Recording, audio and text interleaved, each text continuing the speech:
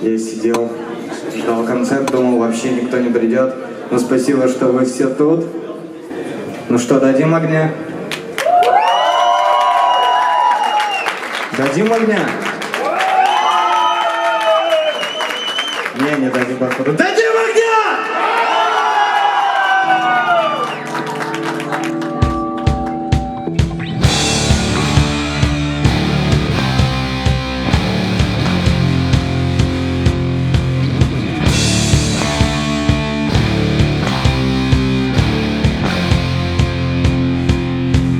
У нас тут маленькая авария, но ничего страшного, мы на все готовы, ведь мы удмуртская группа Буба Ленин, да?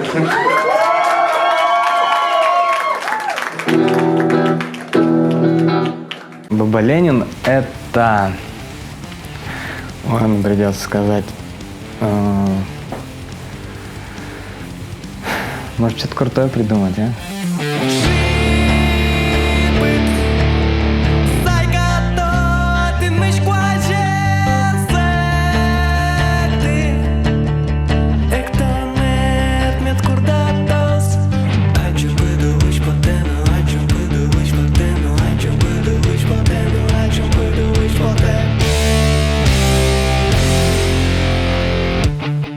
Буба Ленин. День был очень сложный. Я не знаю. Я лег спать, а потом почувствовал что-то странное. Ночь, знаете, была такая очень холодная. Звезды светили, полнолуние было. Я что-то начал понимать, что что-то странное я чувствую, не могу заснуть. Решил выйти на улицу. Выхожу на улицу, смотрю, короче, знаете, я не смог. Есть такая тема, что меня часто спрашивают, что такое Буба Ленин. Так вот, если вам кажется, что это смешно, то уже ни хрена не смешно. Мне кажется, люди превратили это в какой-то мемас, знаешь. Вот давай-ка я спрошу у него, что такое Буба Ленин. Нет, не спрашивай, пожалуйста. Буба Ленин — это просто классное сочетание каких-то букв, не знаю, это классно звучит. Да, я хотел поменять когда-то название, но было поздно уже, все начали нас узнавать как Буба Ленин.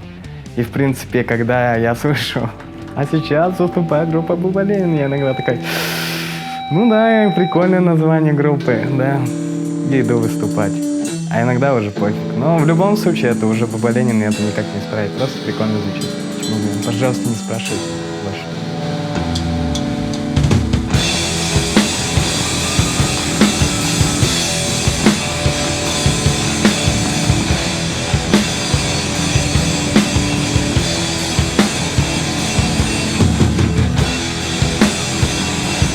Возможно, если бы мы пели на русском, то наша группа бы ничем не отличалась. Это было такое же музло, как на русском, а удмуртская, да, скорее всего, реально есть в этом какая-то экзотика, так, типа, продукт какой-то такой иностранный, да.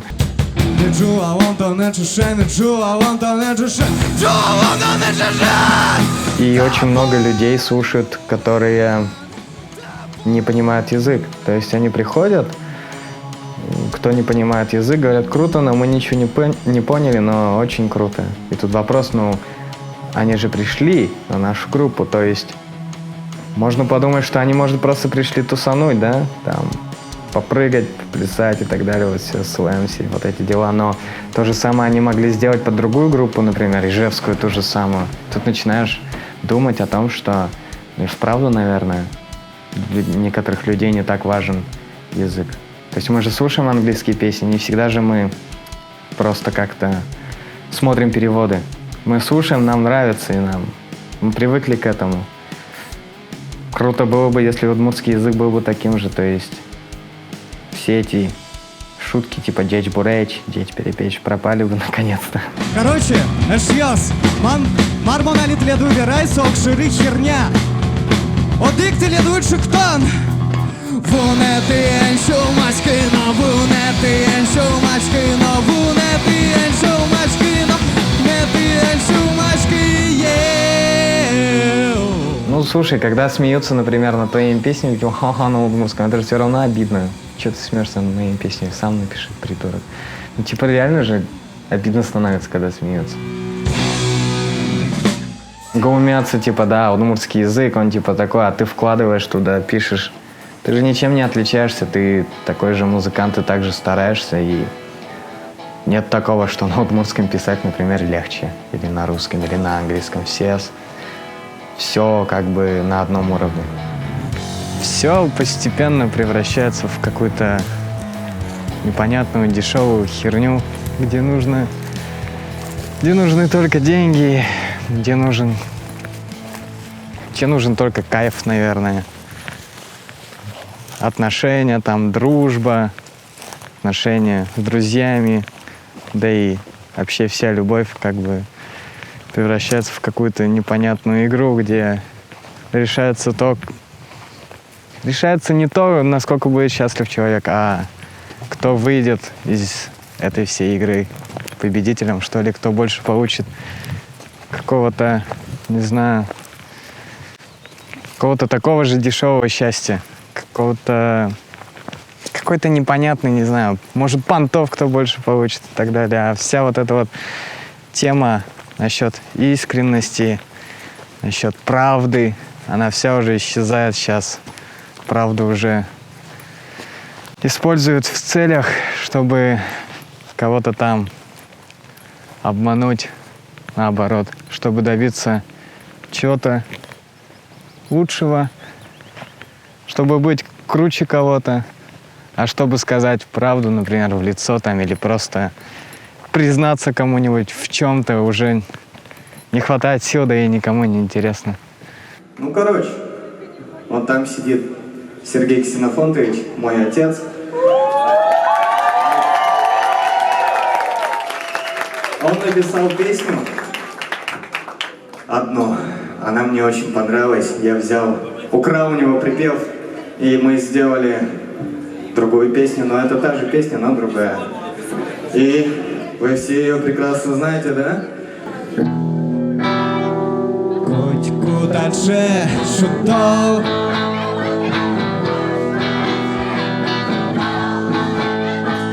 Котику дальше шутов. Еме потену ноги, но збигати мене дух дитин.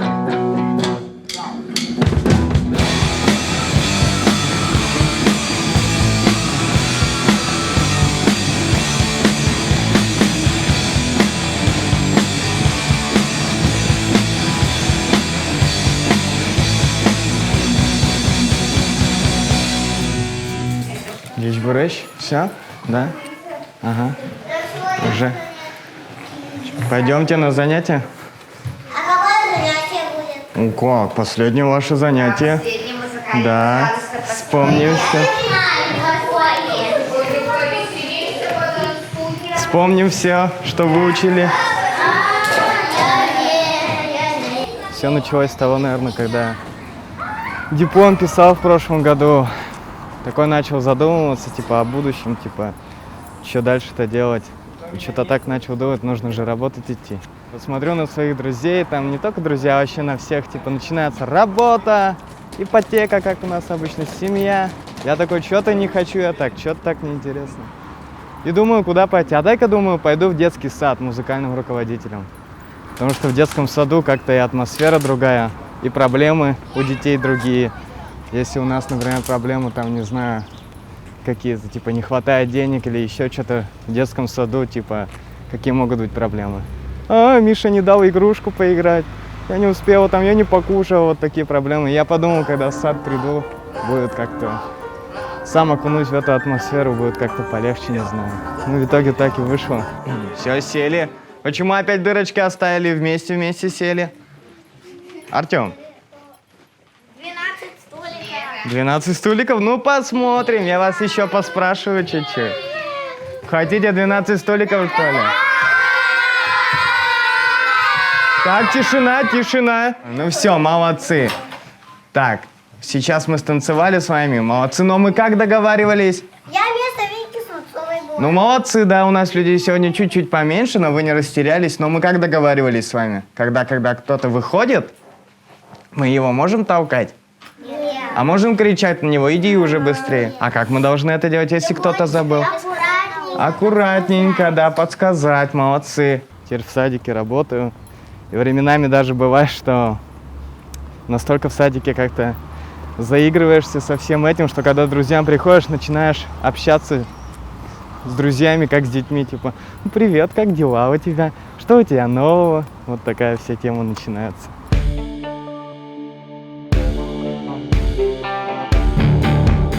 Все ждут понтов каких-то, ради искренности уже никто не готов сражаться. Все ждут, не знаю, какого-то одобрения со стороны того, что о нем скажут: чувак, ты крутой. А чтобы творить добро, там, не знаю, просто ради того, чтобы творить добро, этим уже никто не хочет заниматься, мне кажется.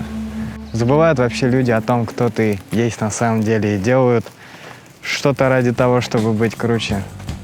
Ну, потому что, наверное, не нужно, людям уже не нужна вот эта вот ощущение именно открытости перед собой.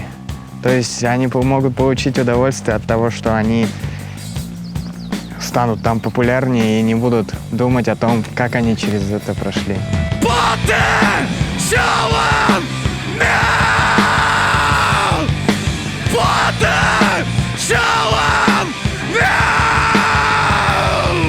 Самое главное, это, наверное, сам человек не задумывается, то, что он убил этими действиями себя.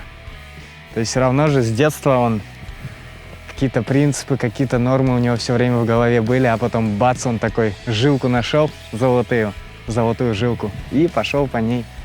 И все, что ты там жил, какие у тебя мысли были, какие чувства были, это все прошло. Продал себя, продал свое детство, продал воспоминания, обрезал свой путь. Сейчас же понятие вроде, по-моему, даже появилось. Трек для ТикТока определенный. Я вроде такое слышал, я в ТикТоке особо не сижу, но я вроде слышал, что специально делают там для ТикТока специально какие-то эти. Да сейчас, если слушать музыку всю популярную, они одинаковые. Это даже не рэп, это какой-то поп, рэп. Что-то я все равно, наверное, как-то более люблю старую школу, типа все вот эти вот старые группы, знаешь, рокерские, типа Нирваны, AC/DC, вот это вот все.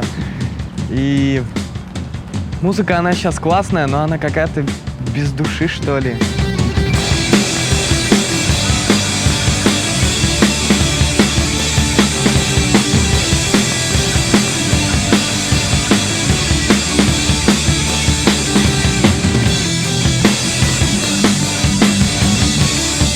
Вообще, когда люди вообще говорят про удмуртскую музыку, наверное, первое, что приходит на ум, это электроника. Говоришь, например, удмуртский рок. Что? Удмуртский рок?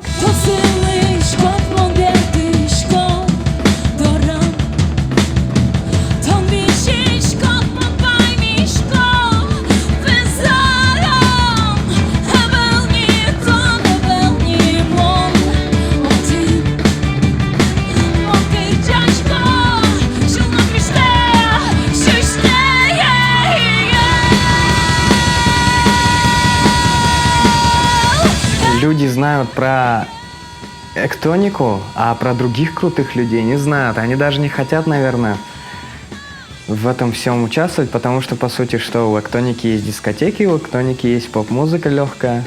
Человеку достаточно слушателю этого, да, например. Ну, он насыщается, если он хочет чисто удмуртскую музыку послушать. У него все доступно, он слушает, а других он уже не будет слушать, например.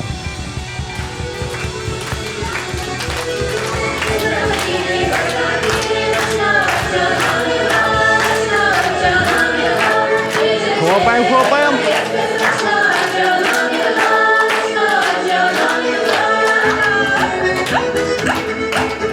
Сейчас. Света Ручкина!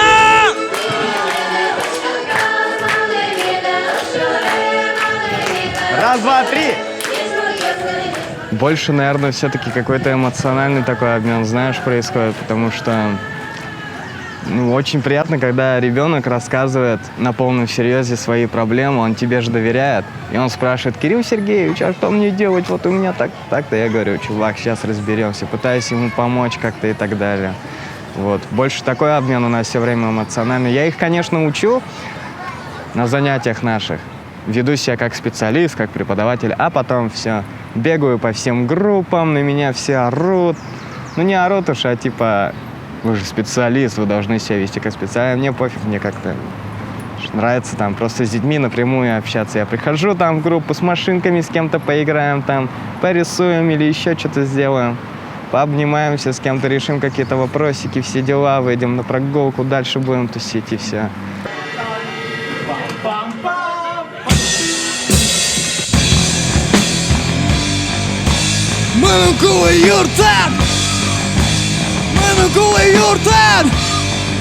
Есть такая тема, когда становится что-то хреново совсем. Я обычно не привык людям рассказывать то, что там, что происходит. Типа и так у всех проблем много, зачем еще их нагружать, когда совсем все плохо становится. Не просто какие-то мысли там, не знаю, не просто настроение, а какая-то тревога непонятная. Бывают такие моменты, что я уже не знаю, чем это все заглушить, потому что, не знаю, ничего не хочется такого делать, но и деваться-то и некуда. Я себе придумал такое развлечение, что немножко иногда калечу свою руку, но...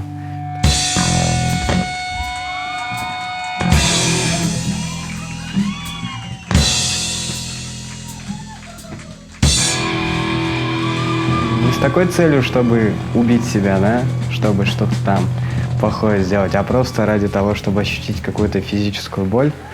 И как бы, когда она начинается, там все, в принципе, как-то легче становится, начинаешь как-то понимать немножко, приходишь в себя, и как бы и проблемы уходят на второй план немножко, и тем самым как-то выхожу из этого.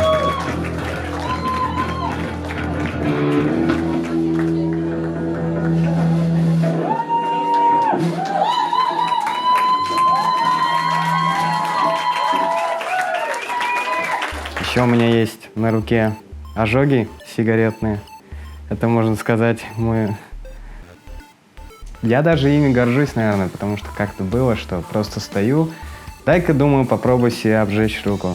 А что такого, что будет? Взял сигарету, начал прижигать и понимаю, что не могу просто. До руки дохожу и не могу вот прижечь. Что-то вот держит, все пытаюсь руку. Понимаю, что не могу этого сделать. Мне так стало интересно, и я пытаюсь найти способ. И не могу перебороть себя. И я был тогда в нормальном состоянии, хорошо мне было. И что-то я такой челлендж решил, да, себе устроить. В итоге потом как-то встал, уперся об стенку, взял вот так вот и вот так просто прижег. Было больно, лучше так не делать, но доказал себе, что я могу. Ну а что, прикольно, особо ничего не случилось. Правда, потом на второй раз почему-то я это сделал, у меня началось раздражение. У меня рука опухла, я думаю, ее вообще отрежут. Но не отрезали, как-то обошлось. После этого перестал. Ну как бы все это опыт, я считаю. Особо потому, что это как бы и мне не навредило. Но так делать, конечно, нельзя, но чисто ради эксперимента. Сейчас-то я уже всем этим не занимаюсь, я прошел через это. Ну, что поделать, вот такой вот путь. Я, главное, рад. Что я сам как бы это осознал, сам через все это прошел, сам попробовал. Вот. Думаю, это даже в какой-то мере прикольно, что это со мной происходило. Не прикольно, что я так делал, но прикольно, что это произошло. И я больше об этом не думал. Я всегда за то, чтобы творчество было искренним. Все, что хочешь сказать, все, что тебя беспокоит, ты можешь, даже должен, мне кажется, вкладывать в свое творчество. Неважно там, что будет это, что ты создаешь, биты те же, да, ты можешь такой бит создать, чтобы людей прямо слушает, он такой, да, я вот тут чувствую, у него тут переживания, да, тут его вот тут такой вот снейр звучит, это снейр звучит, наверное, его девушка бросила, да, или какие-то там мелодии, блин, чувак такое пережил, вот такое, что было. Я всегда хочу, чтобы что-то цепляло, была какая-то история, искренность, блин.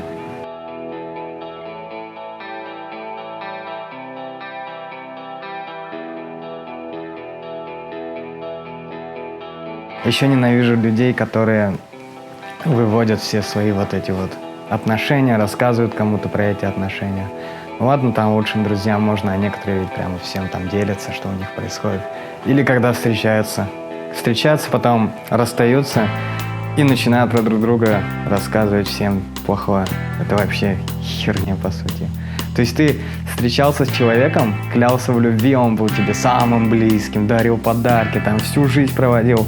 Потом вы расстались, и ты начинаешь о нем гадости говорить. Вот, там, не знаю, она такая-то такая была, она вообще вот так вот делала. То есть человек открылся тебе, он показал тебе все, какой он есть. Он перед тобой такой, какой не будет перед другими людьми никогда. То есть открылся, а ты после этого пытаешься, как ты смеешь еще рассказывать про это всем. Это же нахера, это говно какое-то. Не делайте так, пожалуйста.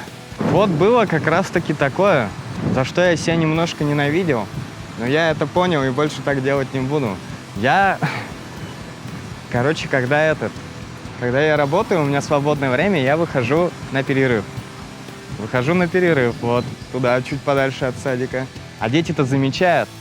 И они спрашивают: Кирилл Сергеевич, а где вы были? Я не мог ничего сказать, и кто-то из персонала там детского сада сказал: он на тайной базе был. Я такой: да, на тайной базе.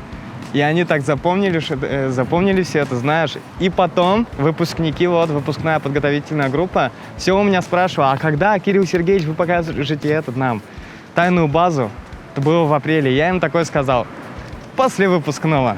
И они такие: окей, и больше не спрашивали. Проходит выпускной, они ко мне подходят: Кирилл Сергеевич, а где тайная база? А я не думал, что они это запомнят. И после этого на следующей неделе, в принципе, они уже не обязаны были приходить в сад. Они сказали родителям: мы придем в садик, потому что Кирилл Сергеевич покажет нам свою тайную базу. И я думаю: блин, что делать? А я не мог просто так вот. Я же им сказал что-то. И придумал квест. Напечатал сертификаты.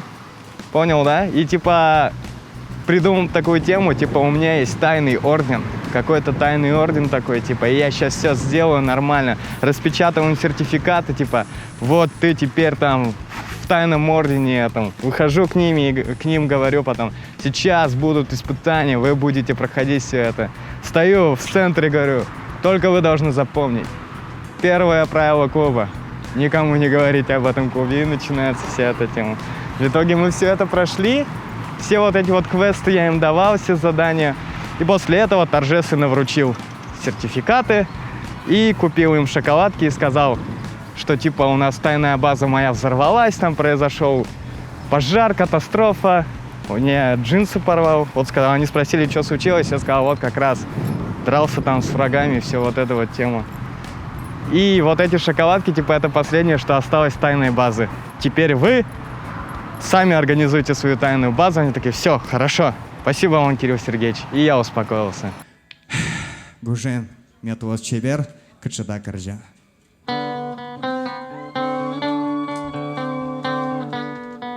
Але же так ял, коромы, мапачко.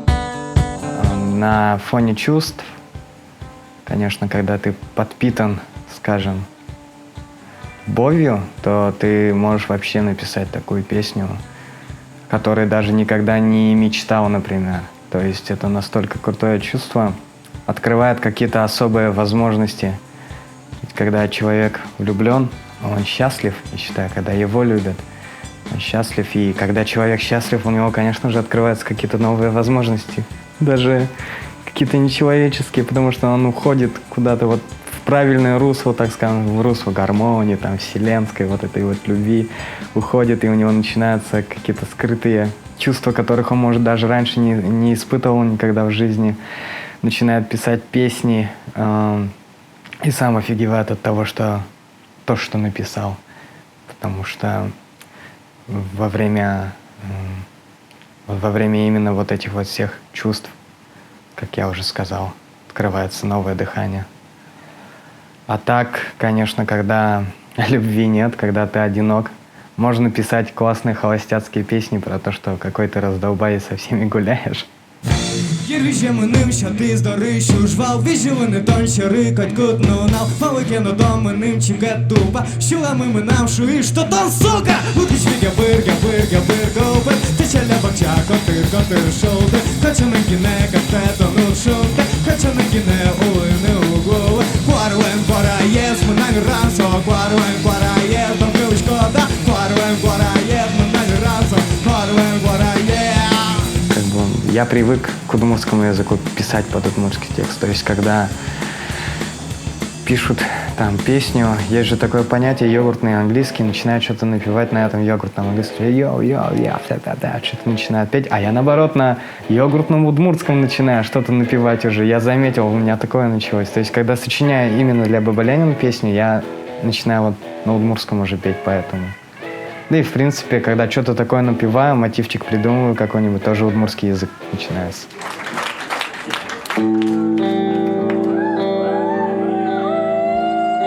Рамки лісадики.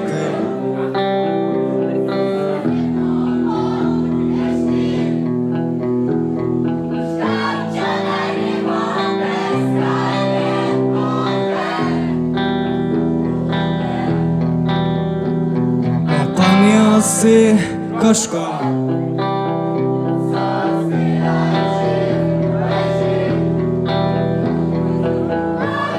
Шия тирам калем кисе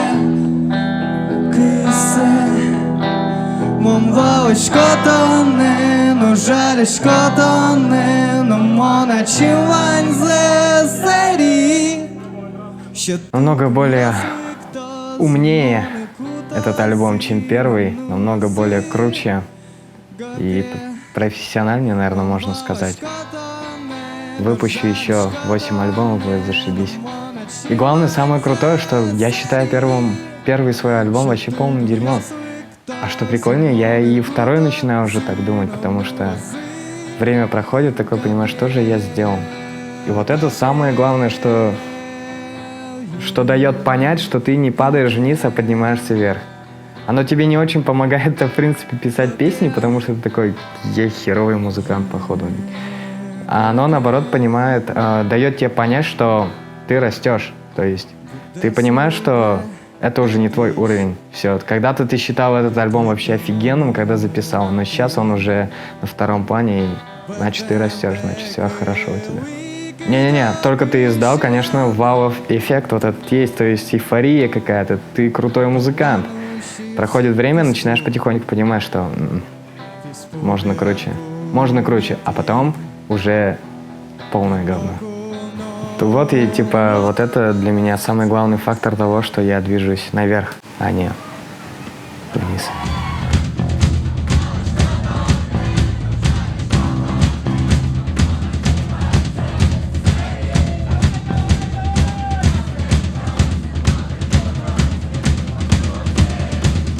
Гобе!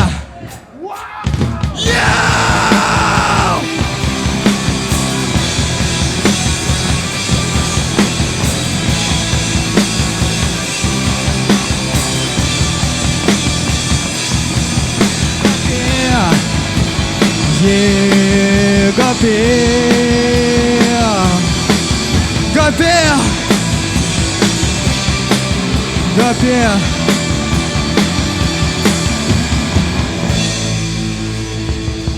Таутылет вы Вайндалы! Мы вас всех любим! Спасибо большое, что пришли! С вами была группа Ленин! Ленин!